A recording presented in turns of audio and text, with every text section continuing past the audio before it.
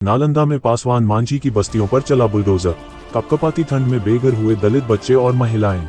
चिराग पासवान मांझी ने वोट ले लिया, अब क्या रिश्ता हो चुका है खत्म। लोग टूट जाते हैं एक घर बनाने में, तुम तरस नहीं खाते बस्तियां उजाड़ने में। नालंदा के शिवनंदन गांव में एक तालाब के किनारे बसे पासवान मांझी दलितों की बस्तियों को उजाड़ दिया गया। प्रशासन ने कहा हाईकोर्ट का आदेश था। सबसे बड़ा सवाल, क्या हाईकोर्ट का आदेश था तो फिर चुनाव से पहले क्यों नहीं किया गया? चुनाव के बाद क्यों? क्योंकि नेताओं को वोट मिल चुका है, अब वह 5 साल तक बेफिक्र हो चुके हैं, सत्ता की मलाई खाते रहेंगे।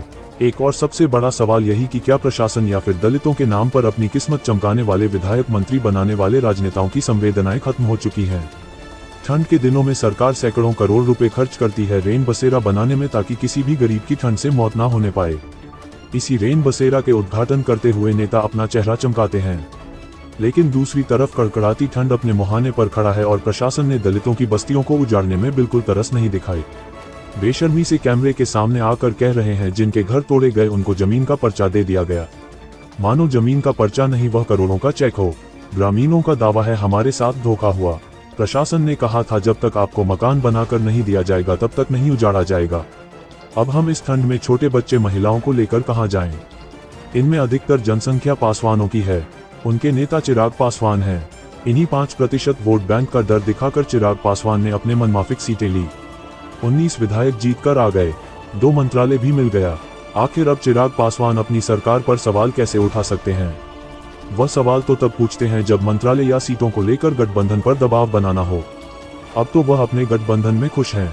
खुद ही प्रेस कॉन्फ्रेंस में कहा था मुझे गठबंधन ने इतना दे दिया, मैं कुछ और मांगूं तो मुझसे बड़ा लालची कोई और नहीं होगा। तो अब चिराग पासवान सवाल कैसे पूछ सकते हैं? अगर हाईकोर्ट का फैसला ही था तो कम से कम 2 महीने और रुक जाते। इस कड़कड़ाती ठंड में हमारे समाज की महिलाओं बच्चों को सड़कों पर क्यों ला दिया? ये सवाल चिराग पासवान आखिर कैसे पूछ सकते हैं? आखिर सवाल कैसे पूछ सकते हैं कि हमारी सरकार ने कहा कि बेघर लोगों को जमीन दी जाएगी, मकान बनाकर दिया जाएगा, तो फिर बिना छत दिए उन्हें इस ठंड में क्यों बेघर कर दिया गया? मांझी समाज के मसीहा जीतन राम मांझी भी अपने गठबंधन के एहसान तले दबे हैं। बेटे, बहू, समधन और दूर के एक दामाद सबको विधायक बना ही दिया। खुद केंद्रीय मंत्री, बेटा बिहार सरकार में मंत्री। अब बेचारे इसके बाद भी सरकार से सवाल पूछेंगे तो एहसान फरामोशी कहलाएंगे। खैर, इसमें कोई शक नहीं, जिनके घर उजड़े हैं उन लोगों में से भी कुछ ने मुसलमानों के घरों पर चलते बुलडोजर की खबर जानने पर तालियां बजाई होंगी। दिल को सुकून मिला होगा। किसी ने क्या खूब कहा है, लगेगी आग तो जद में आएंगे कई घर, यहाँ सिर्फ अपना ही मकान थोड़ी है। अगर अतिक्रमण और गैरकानूनी शब्द के जरिए सरकार चाहे तो देश की आधी शहर तबाह हो जाएं, लेकिन सिर्फ गरीबों के घर पर ही यह बुलडोजर क्यों चलता है? ताकतवर रईस के घरों के आगे बुलडोजर जाने से पहले ही डरकर दम तोड़ देता।